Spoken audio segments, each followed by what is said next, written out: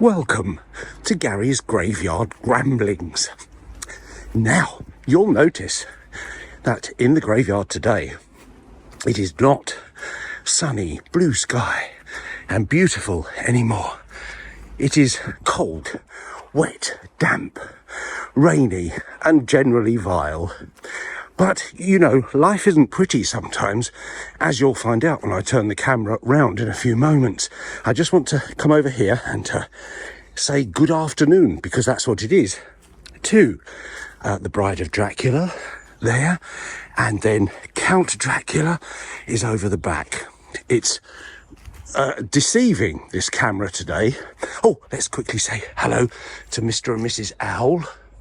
And also, of course, we nod our heads to the private section over there, which is all overgrown and decrepit. A bit like me, actually. And I go over here and take my usual place in front of Mr. John Gilbert. There we are. There. Hello. Well, it's been a while. I did do one a few weeks ago, one of these, and it ended up, frankly, on the scrap heap because I wasn't happy. My quality control said, don't broadcast that. And consequently, you never got to see it. Today, I'm feeling a little bit in the mood, probably because it's been pissing down, quite frankly, for about the last, God knows how long. Even my carport was flooded last night when I got home. So, anyway, it's dark and it's grey and it's damp and it's horrible. And look at me. I mean, look. I'm padded virtually out. Which brings me, I thought, what can I talk about today? So I thought, sumo. Now, you didn't see that coming, did you?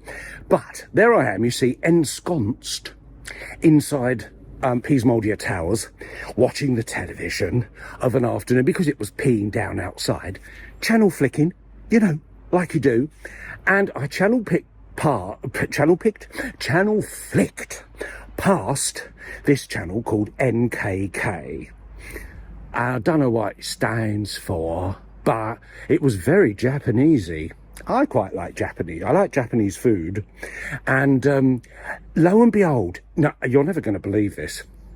Honestly, I'm not shitting you. There were these two great fat blokes in this bit of mud in a circle.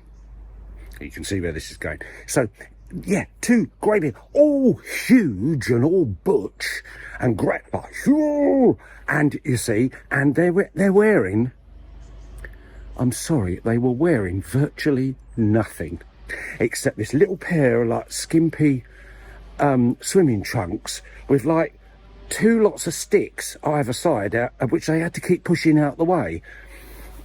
Now, as fashion goes, that doesn't strike me as being very practical. Any roader.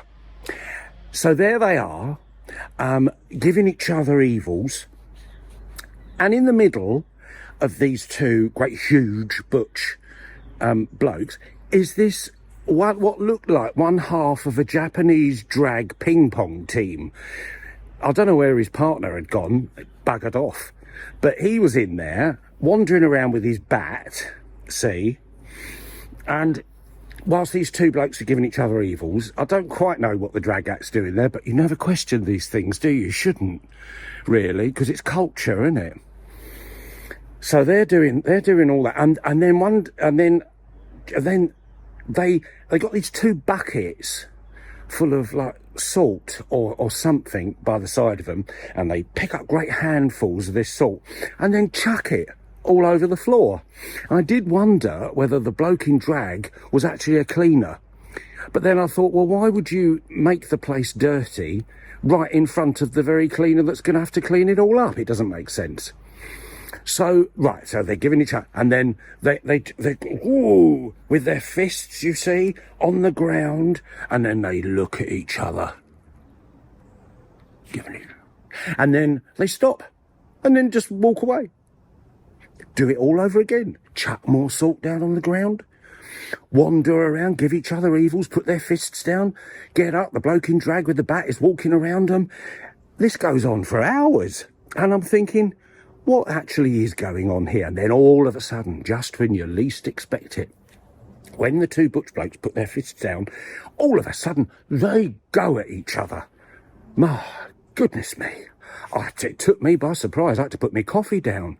They go for each other, and then one of them tries to grab hold of the other one's swimming trunks or his sticks or something, and then pushes him around and then chucks him out the ring. And then the bloke in drag, the ping pong team with the bat, he comes over to this other bloke who's still in the ring, and he gives him a pile of panty pads. I'm entirely sure I know what's going on there, but he seemed chuffed. So I can only assume that he has some form of diarrhea or incontinence or something. So the panty pads will come in very handy, because he certainly looked very grateful to be receiving them. You know, I think the manoeuvre of chucking them out the ring is called a Kobayashi Maru. I don't know quite where I heard that. It could be something to do with sumo. It could be something from Star Trek. It could be a piece of sushi. I'm not sure. Because it's Japan, I think my money's on the sushi. But nevertheless, that's what it's called, probably.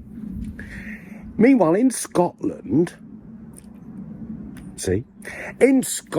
you see, there are places called bothies. Now, it's a bit of a shift from the Far East to the smoky north. And these places, bothies. Now, the reason I'm mentioning this is because this is the time of year for ghost stories. And I'm saving a ghost story up for the Christmas edition of the Gramblings, so that's got to come.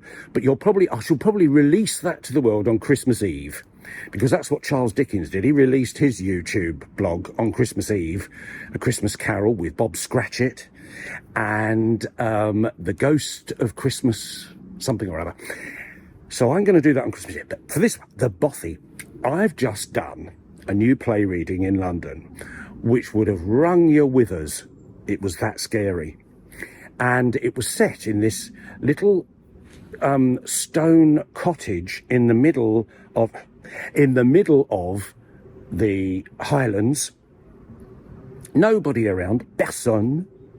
And I play this sort of strange traveller who goes in there, and in there, I kid you, there's a woman.